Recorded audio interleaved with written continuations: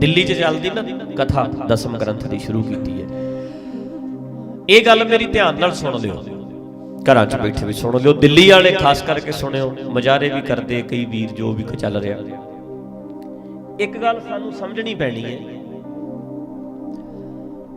दसम ग्रंथ नूं मनदा अगला लख वारी मन्ने, अपने घरे रखे, प्रकाश करे, पढ़े, अगले दी मर्जी है, अगला आजाद है, ठीक है ना। पर दुख उदों लगता है जदों ना तुसी एक ऑफिसर नाल प्यार करते हैं, किते प्यार होंदा ना ते अगला कहंदा यार ओहदी कुर्सी ते ना बैठ। कई बच्चे इदां वेखिया भी मेरे डैडी दी चेयर है, इदां नहीं कहंदे। डाइनिंग टेबल ते कईयां दे घरां दे विच डाइनिंग टेबल दे उत्ते जिहड़ी मेन चेयर हुंदी कुछ ही चेयरां सारे, पर एक हैड हुंदी है, मेन चेयर हुंदी है। वो कहते हैं आ चेयर के उत्ते बैठन लगदा ना अगला, नहीं नहीं इधर बह जाओ जी तुसी, इत्थे साडे घर दे मुखी ने, मेरे पिता जी ने बैठना। ये जिहड़ा हैड है साडे डिपार्टमेंट दा, साडी फैमिली दा, वो बैठो। डिपार्टमेंट वाले कहते हैं इत्थे साडा हैड बैठदा, ये ओहदी जगह है, एक रिस्पैक्ट है, एक थां है, ठीक। दसम ग्रंथ जिहड़ा पढ़दा जी सदके पढ़े, ਉਹਦੇ ਵਿੱਚੋਂ 3 ਬਾਣੀਆਂ ਅਕਾਲ ਤਖਤ ਵੱਲੋਂ ਨਿਤਨੇਮ ਵਿੱਚ ਵੀ ਨੇ, ਸਾਰੀ ਦੁਨੀਆ ਹੀ ਪੜ੍ਹਦੀ ਹੈ ਨਿਤਨੇਮ, ਤੇ ਇੱਥੇ ਵੀ ਆਪਣੇ ਵੀ ਹੁੰਦਾ ਹੈ। ਮਸਲਾ ਹੈ ਜਿਹੜਾ ਮਸਲਾ ਉਹ ਹੈ ਜਿਹੜੀ ਹੈਡ ਦੀ ਚੇਅਰ ਹੈ ਨਾ, ਉਹ ਹੈਡ ਕੋਲ ਚਾਹੀਦੀ ਹੈ। ਗੁਰੂ ਗ੍ਰੰਥ ਸਾਹਿਬ ਦੀ ਜਿਹੜੀ ਥਾਂ ਹੈ ਸਿੱਖਾਂ ਦੇ ਵਿੱਚ ਚਬਰ, ਛਤਰ ਤੇ ਤਖਤ, इन्हां दा मालक पातशाह जे ते साहिब सतगुरु गुरु ग्रंथ साहिब, चौर भी इन्हां दा, छतर भी ते तख्त भी। तुसी किसी भी ग्रंथ नूं पढ़ो, घरे रखो, सत्कार कर लो, जो करना कर लो, पर एक थां जिहड़ी गुरु ग्रंथ साहिब दी ओह ना किसी होर नूं दिओ। जथेबंदियां कई ते हजूर साहब बराबर प्रकाश है गुरु ग्रंथ साहिब दे, चवर भी है, छतर भी है, तख्त भी है, तिन्ने चीज़ां गुरु ग्रंथ साहिब नूं भी दित्तियां होईयां ने, बराबर है। उदों प्रॉब्लम पैंदी है, ये प्रॉब्लम है। अगली गल जिहड़ी कथा होवे, जिहड़ी लोकां दे विच पब्लिक च होनी है, वो होवे गुरु ग्रंथ साहिब दी, हर थां ते। हुण होया की है, 1 सितंबर नूं गुरु ग्रंथ साहिब जी दा पहला प्रकाश दिवस है, ते उधरों बंगला साहब उसे दिन कथा शुरू कादी कराई, दसम ग्रंथ दी। प्रकाश गुरु ग्रंथ साहिब दा, उधर तुसीं दसम ग्रंथ दी कथा करनी शुरू करती। मतलब ये जान के है, एक बेचारे बाहर है प्यार करने वाले, अगला झंडियां लैके खड़ा है, दुख लगता यार उन्हां लोकां नूं। तुसीं इन्ना धक्का एक धड़े नाल ना करो। वेखो अकाल तख्त वालियां दा हुक्मनामा है भी दसम ग्रंथ दा हक च भी कोई ना बोले ते विरोध विच भी किसी ने नहीं बोलना, ये हुक्मनामा है अकाल तख्त। हुण दिल्ली वाले जिहड़े ने वो इक्को गल दे उत्ते कॉन्सनट्रेट करन, मतलब ओहदी शब्दावली भाषा जिहड़ी है भी ये ग्रंथ दे प्रति शब्दावली भैड़ी भैड़ी असीं वरतदे हां, वो ना वरतो। इक्को गल ते कॉन्सनट्रेट करो भी अकाल तख्त दा हुक्म है सुनाया होया भी एदा कोई हक च भी ना बोले ते एदे विच कोई विरोध विच भी ना बोले। विरोध विच बोलण वालियां नूं तुसीं पंथ चों कढ दिंदे हो। पहला कढे ने ना 4-5 ਗਿਆਨੀ भाग सिंह काला फकाना, प्रोफैसर दर्शन सिंह होनी, सारे घग्गा जी होनी, विरोध च बोलण वालियां नूं पंथ चों कढ दिंदे हो। ते जेड़ा कथा करदा है तुसीं वड्डी स्टेज ते भाण के जान के कथा कराउंदे हो। मतलब जे हुक्मनामे दी उलंघना कौन कर रहा, बोलो। जेड़े कथा कर रहे हैं, जे ये कहण भी असीं प्रकाश भी नहीं करन देंगे ते कथा भी नहीं करन देंगे, विरोध करने वाले तुसीं चुप कर जाओ, कोई भी नहीं करेगा।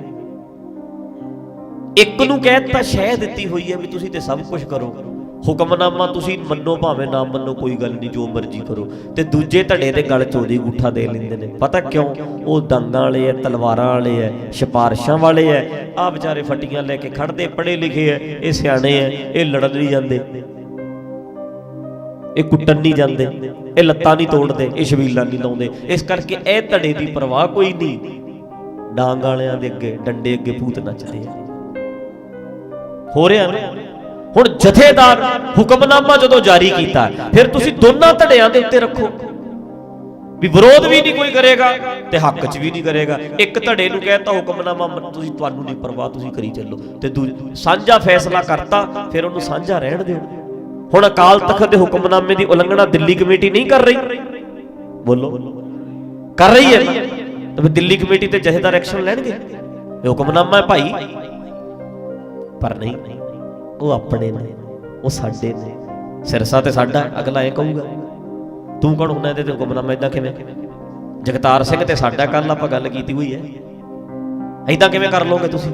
ਮਤਲਬ ਇਹ ਹੈ, ਮੈਂ ਫਿਰ ਕਹਿ ਰਿਹਾ ਪਿਆਰਿਓ, ਤੁਸੀਂ ਸੂਰਜ ਪ੍ਰਕਾਸ਼ ਘਰੇ ਰੱਖੋ, ਪੜੋ, ਦਸਮ ਗ੍ਰੰਥ ਘਰੇ ਰੱਖੋ, ਪੜੋ, ਜਿਹੜਾ ਨਿਤਨੇਮ ਹੈ ਉਹ ਵੀ ਕਰੀ ਚੱਲੋ, ਕੋਈ ਪ੍ਰੋਬਲਮ ਨਹੀਂ। ਜੋ ਚੱਲ ਰਿਹਾ ਤੁਸੀਂ ਵਿਧਾਨ ਬਣਾਇਆ ਬਣਾਈ ਰੱਖੋ, ਪਰ ਚਬਰ ਛਤਰ ਤੇ ਤਖਤ ਕਿਸੇ ਗੁਰੂ ਗ੍ਰੰਥ ਸਾਹਿਬ ਤੋਂ ਬਿਨਾਂ ਦੂਜੇ ਨੂੰ ਨਾ ਦਿਓ। ਇਹਦਾ ਮਾਲਕ ਇਹੀ ਹੈ, ਇਹਦਾ ਗੁਰੂ ਗ੍ਰੰਥ ਸਾਹਿਬ ਜੀ ਦਾ ਸਤਿਕਾਰ ਤੇ ਰੱਖੋ ਨਾ, ਉਹਨਾਂ ਪੈਂਤੀਆਂ ਦਾ ਸਤਿਕਾਰ ਤੇ ਰੱਖੋ। ਫਿਰ ਜੇ ਤੁਸੀਂ ਪ੍ਰਕਾਸ਼ ਕਰੋਗੇ, ਫਿਰ ਅਗਲਿਆਂ ਨੇ ਚਰਿੱਤਰ ਵੀ ਪੜ੍ਹ ਕੇ ਸੁਣਾਉਣੇ। ਜੇ ਮੰਨ ਲਓ ਮੈਂ ਅੱਜ ਤੱਕ ਕੋਈ ਚਰਿੱਤਰ ਪੜ੍ਹ ਕੇ ਨਹੀਂ ਸੁਣਾਇਆ, ਜੇ ਮੈਂ ਦਸਮ ਗ੍ਰੰਥ ਦੇ 10 ਚਰਿੱਤਰ ਪੜ੍ਹ ਕੇ ਸੁਣਾ ਦਿਆਂ, ਤੀਆ ਚਰਿੱਤਰ ਮਤਲਬ ਔਰਤਾਂ ਚਰਿੱਤਰ ਕਰਦੀਆਂ ਨੇ, ਤੇ ਪਹਿਲਾਂ ਮੈਂ ਕਹਾਂ ਵੀ 18 ਸਾਲ ਤੋਂ ਘੱਟ ਵਾਲੇ ਬੰਦ ਕਰ ਦਿਓ, ਉਦੋਂ ਬਾਅਦ ਮੈਂ ਇਹ ਬੋਲਾਂ ਵੀ ਮੈਂ ਮਾਫੀ ਮੰਗ ਕੇ ਸ਼ੁਰੂ ਕਰਨ ਲੱਗਿਆ, ਤੇ ਜੇ ਮੈਂ ਆਖਾਂ ਵੀ ਮੈਂ ਨਾ ਆਪਣੇ ਕੋਲੋਂ ਨਹੀਂ ਪੜ੍ਹਦਾ, ਉੱਤੇ ਮੈਂ ਪੰਕਤੀ ਪੜ੍ਹ ਦੂੰ, ਥੱਲੇ ਮੈਂ ਜਿਹੜਾ ਅਰਥ ਕੀਤਾ ਹੈ ਸੇਮ ਪੜੂ, ਮੈਂ ਆਪਣੇ ਕੋਲੋਂ ਇੱਕ ਲਾਈਨ ਵੀ ਨਹੀਂ ਬੋਲੂ ਵੀ ਆਹ ਪੜ੍ਹਤੀ ਪੰਕਤੀ, ਆਹ ਪੜ੍ਹਤਾ ਅਰਥ। 10 ਪੜ੍ਹ ਦਿਆਂਗਾ, 20 ਪੜ੍ਹ ਦਿਆਂਗਾ ਵੀ ਔਰਤਾਂ ਘਰ ਵਾਲਿਆਂ ਨਾਲ ਏਦਾਂ ਧੋਖਾ ਕਰਦੀਆਂ ਨੇ, ਤੇ ਬੀਬੀਆਂ ਘਰਾਂ 'ਚ ਬੈਠੀਆਂ ਕਹਿਣਗੀਆਂ ਸ਼ਰਮ ਦਾ ਘਾਟਾ ਹੈ ਕਿ ਔਰਤਾਂ ਹੀ ਚਰਿੱਤਰ ਕਰਦੀਆਂ ਨੇ। ਚਰਿੱਤਰ ਬੰਦੇ ਜ਼ਿਆਦਾ ਕਰਦੇ ਨੇ ਕਿ ਔਰਤਾਂ ਕਰਦੀਆਂ ਨੇ? ਜਰਾ ਦੱਸਿਓ।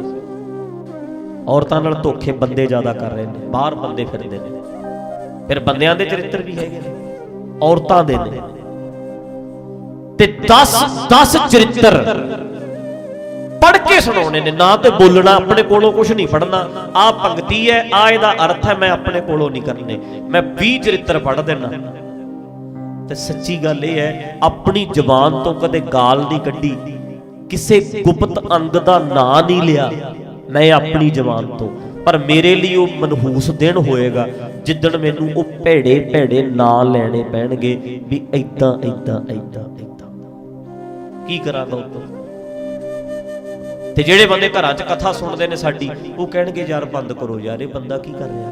ਤੇ ਉਹਨੂੰ ਜਦੋਂ ਦੱਸਾਂਗੇ ਵੀ ਇਹ ਤੇ ਰੁਮਾਲਾ ਵੀ ਪਾਉਂਦੇ ਐ, ਚੌਰ ਵੀ ਤੇ ਛਤਰ ਵੀ, ਤੇ ਕਹਿੰਦੇ ਨੇ ਗੁਰੂ ਗੋਬਿੰਦ ਸਿੰਘ ਨੇ ਲਿਖਿਆ, ਉਹ ਬੰਦਾ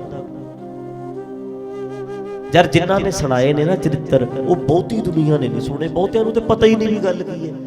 ਉਹਦੇ ਜਦੋਂ ਜਾਪ ਸਾਹਿਬ ਦਾ ਨਾਮ ਆਉਂਦਾ, ਚੌਪਈ ਸਾਹਿਬ ਦਾ ਨਾਮ ਆਉਂਦਾ, ਭੜਕ ਜਾਂਦੇ ਨੇ ਨਾਲ ਦੀ ਨਾਲ, ਕਹਿੰਦੇ ਹੈ ਇਹ ਕੌਣ ਹੁੰਦੇ ਨੇ? ਉਹਨਾਂ ਨੂੰ ਪੂਰੀ ਗੱਲ ਦਾ ਪਤਾ ਹੀ ਨਹੀਂ। ਆਮ ਲੋਕੀ ਦੇ ਭੋਲੇ, ਕਈਆਂ ਨੂੰ ਤਾਂ ਯਾਰ ਇਹ ਨਹੀਂ ਪਤਾ ਵੀ ਚੌਪਈ ਸਾਹਿਬ ਗੁਰੂ ਗ੍ਰੰਥ ਸਾਹਿਬ ਚ ਹੈ ਕਿ ਦਸਮ ਗ੍ਰੰਥ ਸਾਹਿਬ, ਕਈਆਂ ਨੂੰ ਨਹੀਂ ਪਤਾ।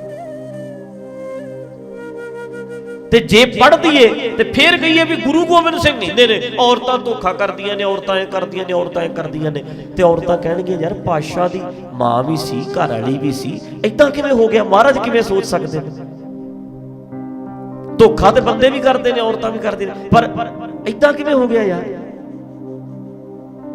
ਪਰ ਮੈਂ ਸੱਚ ਕਹਿ ਰਿਹਾ ਕਿ ਅਸੀਂ ਸੂਰਜ ਪ੍ਰਕਾਸ਼ ਦੀ ਗੱਲ ਕੀਤੀ ਸੀ, ਅਗਲੇ ਇੱਥੇ ਤੱਕ ਆ ਗਏ, ਜਿੱਦੇ ਮੈਂ ਪੜ੍ਹ ਕੇ ਸੁਣਾਤਾ, ਐ ਗ੍ਰੰਥ ਅੱਗੇ ਰੱਖਤਾ, ਕਰਨਗੇ ਕੀ ਸਾਡਾ?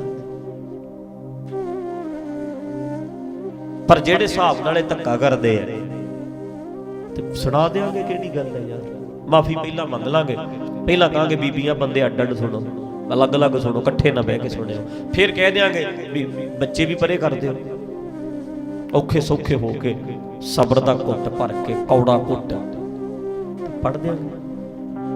ਉਹ ਸ਼ਬਦ ਜਦੋਂ ਨਾ ਜਦੋਂ ਉਹਦੇ ਸ਼ਬਦ ਬੋਲੇ ਜਾਣਗੇ, ਉਸਤਰਿਆਂ ਦੀਆਂ ਗੱਲਾਂ ਹੋਣਗੀਆਂ ਨਾ, ਜਦੋਂ ਉਸਤਰੇ ਵਰਤੇ ਕਿੱਦਾਂ, ਕੀ ਮਤਲਬ ਯਾਰ ਮਰਨ ਹੋ ਜਾਏਗਾ। ਆਪਣੇ 'ਚ ਤਾਂ ਹਿੰਮਤ ਨਹੀਂ ਪੈਂਦੀ, ਔਖਾ ਲੱਗਦਾ ਵੀ ਕਿਵੇਂ ਪੜ੍ਹੀਏ।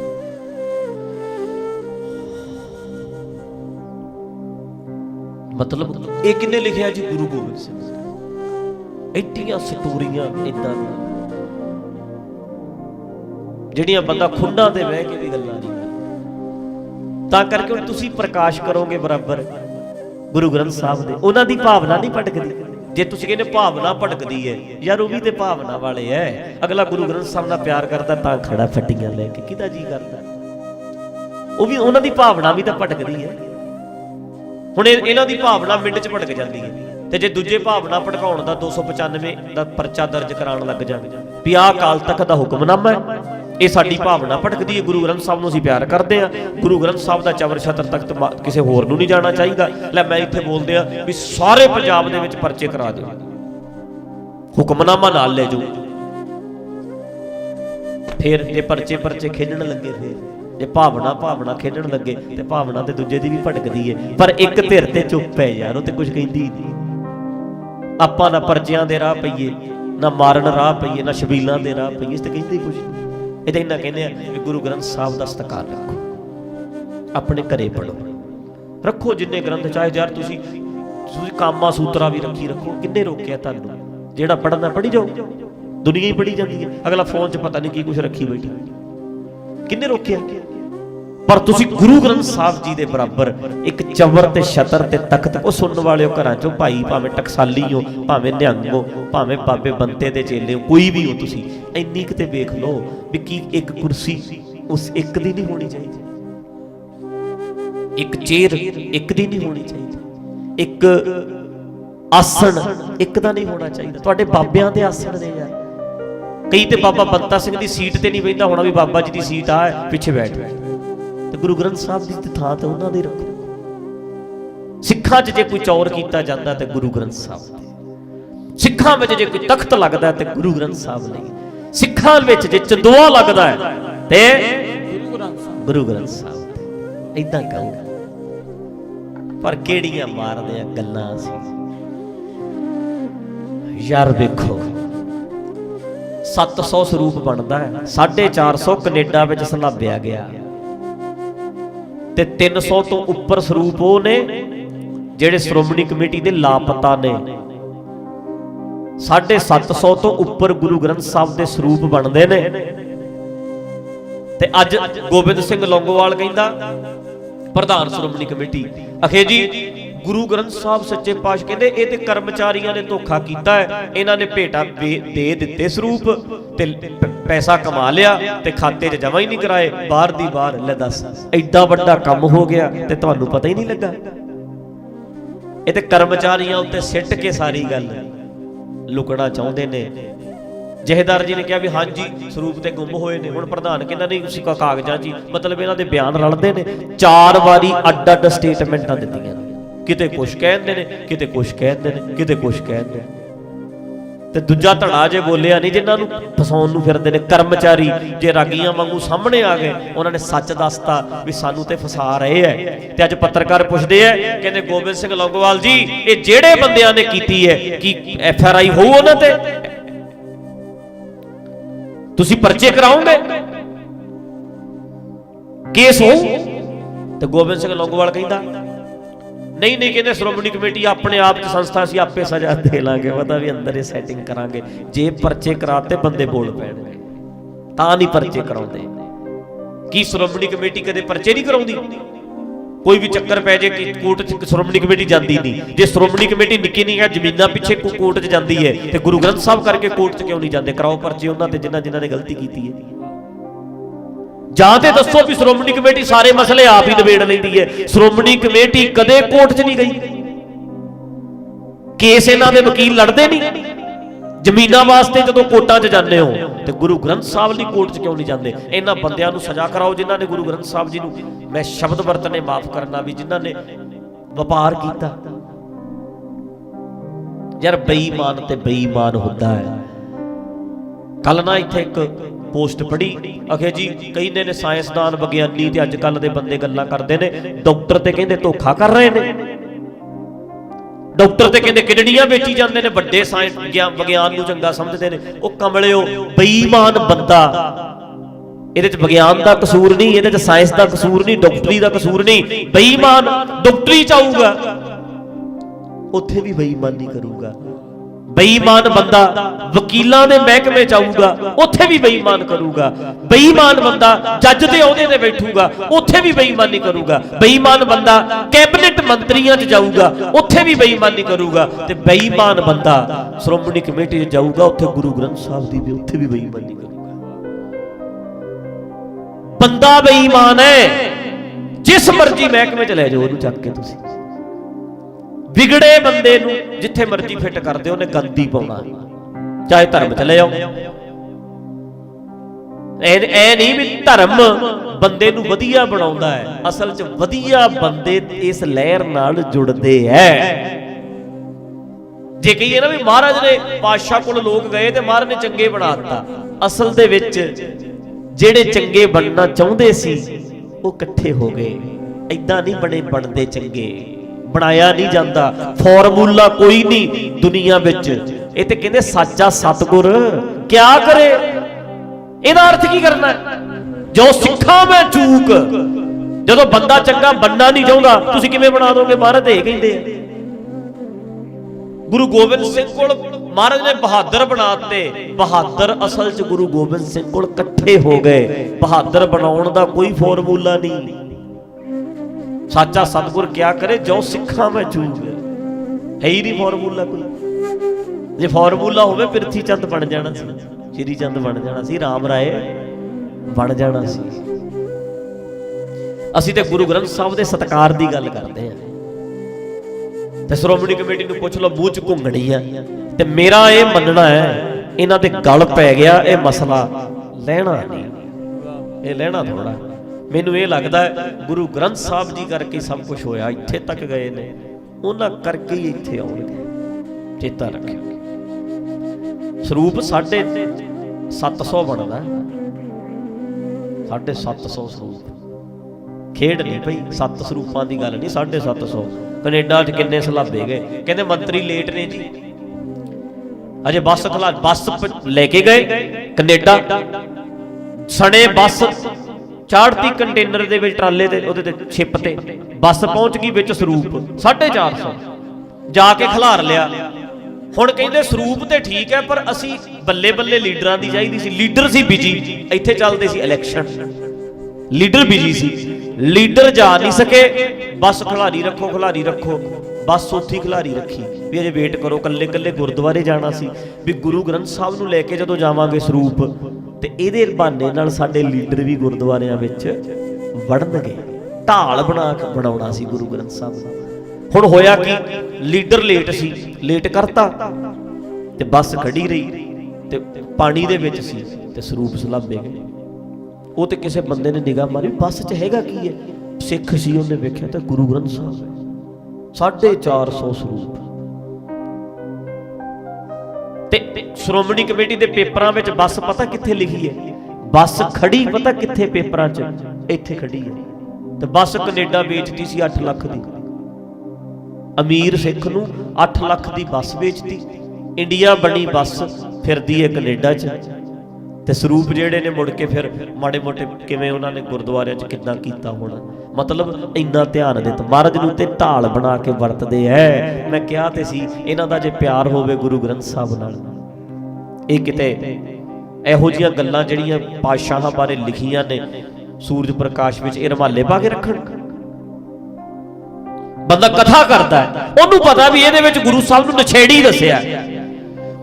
ਪਤਾ ਨਹੀਂ ਇਹਨਾਂ ਨੂੰ ਵੀ ਗੁਰੂ ਗੋਬਿੰਦ ਸਿੰਘ ਮਹਾਰਾਜ 4 ਵਜੇ ਸ਼ਾਮ ਦੇ, ਸੰਧਿਆ ਦੇ ਟਾਈਮ, ਸ਼ਾਮ ਦੇ ਟਾਈਮ, ਲੁੱਡੇ ਵੇਲੇ, ਕਲਗੀਆਂ ਵਾਲੇ 22 ਸਾਲ ਦੀ ਉਮਰ ਵਿੱਚ ਪੂਰਾ ਨਸ਼ਾ ਕਰਨ ਲੱਗ ਗਏ ਸੀ। ਸੂਰਜ ਪ੍ਰਕਾਸ਼ ਲਿਖਿਆ, ਫੀਮ ਤੇ ਸੁੱਖਾ ਵੱਡੀ ਮਾਤਰਾ ਦੇ ਵਿੱਚ ਰੋਜ਼ ਸ਼ਾਮ ਨੂੰ 4 ਵਜੇ ਪੀਂਦੇ ਸੀ। ਇਹ ਲਿਖਿਆ, ਉਹਦੇ ਤੇ ਰੁਮਾਲਾ ਪਾ ਦੇਣਗੇ ਯਾਰ, ਜੇ ਸਕੇ ਨੇ ਗੁਰੂ ਗੋਬਿੰਦ ਸਿੰਘ ਦੇ, ਇਹਦੇ ਰੁਮਾਲਾ ਪਾ ਕੇ ਰੱਖਦੇ ਆ। ਆਪਣੇ ਵਰਗਾ ਸੂਰਜ ਪ੍ਰਕਾਸ਼ ਬਾਰੇ ਗੱਲ ਕਰੇ, ਚੱਕ ਕੇ ਬਾਹਰ ਕੱਢ ਦਿਓ। ਹੱਦ ਹੋ ਗਈ ਇਹਨਾਂ ਦੀ। ਅਜੇ ਤੇ ਆਪਾਂ ਕੱਲ ਨੂੰ ਵੀ ਗੱਲ ਕਰਨੀ, ਜਿਹੜੀ ਜਥੇਦਾਰ ਨੇ ਨਹੀਂ ਵੱਡੇ ਚੈਨਲ ਤੇ ਬਹਿ ਕੇ ਕਿਹਾ, ਸਟੇਟਮੈਂਟ ਆਈ ਹੈ ਜਥੇਦਾਰ ਦੀ, ਆਪਣੇ ਬਾਰੇ ਪੱਤਰਕਾਰ ਨੇ ਪੁੱਛਿਆ ਤੇ ਉਹ ਚੈਨਲ ਦੇ ਉੱਤੇ ਜਾ ਕੇ ਗੱਲਬਾਤ ਕੀਤੀ ਹੈ। ਉਹਦੇ ਬਾਰੇ ਮੈਂ ਕੱਲ ਕਰੂੰ ਗੱਲ, ਪਰ ਅੱਜ ਮੈਂ ਇੰਨੀ ਕੀ ਕਰਨੀ ਹੈ ਵੀ ਦਸਮ ਗ੍ਰੰਥ ਮਤਲਬ ਯਾਰ ਤੁਸੀਂ ਨਾ ਛੇੜੋ ਨਾ ਧੱਕੇ ਨਾਲ, ਅਗਲਾ ਪਿਆਰ ਕਰਦਾ ਅਗਲੇ ਦੀ ਭਾਵਨਾ। ਦਿੱਲੀ ਵਾਲਿਓ, ਜੇ ਤੁਹਾਡਾ ਮਸਲਾ ਹੈ ਤੁਸੀਂ ਇਹ ਹੁਕਮਨਾਮਾ ਵਿਖਾਓ ਬਾਰ-ਬਾਰ ਵੀ ਆਹ ਹੁਕਮਨਾਮਾ ਹੈ, ਸਾਨੂੰ ਵੀ ਰੋਕੋ ਪਰ ਇਹਨਾਂ ਨੂੰ ਵੀ ਰੋਕੋ ਯਾਰ, ਕੋਈ ਧੱਕਾ ਨਾ ਕਰੋ। ਤੁਸੀਂ ਤੇ ਅਕਾਲ ਤਖਤ ਦਾ ਹੁਕਮਨਾਮਾ ਕਮੇਟੀ ਤੇ ਮੰਨ ਹੀ ਨਹੀਂ ਰਹੀ, ਕੱਲੇ ਘਰ ਦਿੱਲੀ ਦੇ ਵਿੱਚ ਜਾ ਕੇ ਹੁਕਮਨਾਮਾ ਵਿਖਾਓ ਵੀ ਅਕਾਲ ਤਖਤ ਨੂੰ ਆਹ ਤਾਂ ਮੰਨਦੇ ਹੀ ਨਹੀਂ, ਹੁਕਮਨਾਮਾ ਤੇ ਮੰਨਿਆ ਹੀ ਨਹੀਂ ਜਾ ਰਿਹਾ। ਇਹ ਕੰਮ ਕਰੋ, ਪਰ ਚਲੋ ਆਪਾਂ ਨੂੰ ਇਸ ਗੱਲ ਦਾ ਪਤਾ ਹੈ ਵੀ ਇਹ ਕਿੱਥੇ ਸਮਝਣ ਸੁਣਨ ਵਾਲੇ ਨੇ, ਤੇ ਤੁਹਾਨੂੰ ਪਤਾ ਹੈ ਮਨਮਰਜ਼ੀਆਂ ਇਹਨਾਂ ਨੇ ਕਰਨੀਆਂ ਨੇ, ਮਨ ਆਈਆਂ, ਜੋ ਕਰਨਾ ਇਹਨਾਂ ਨੇ ਕਰਨਾ।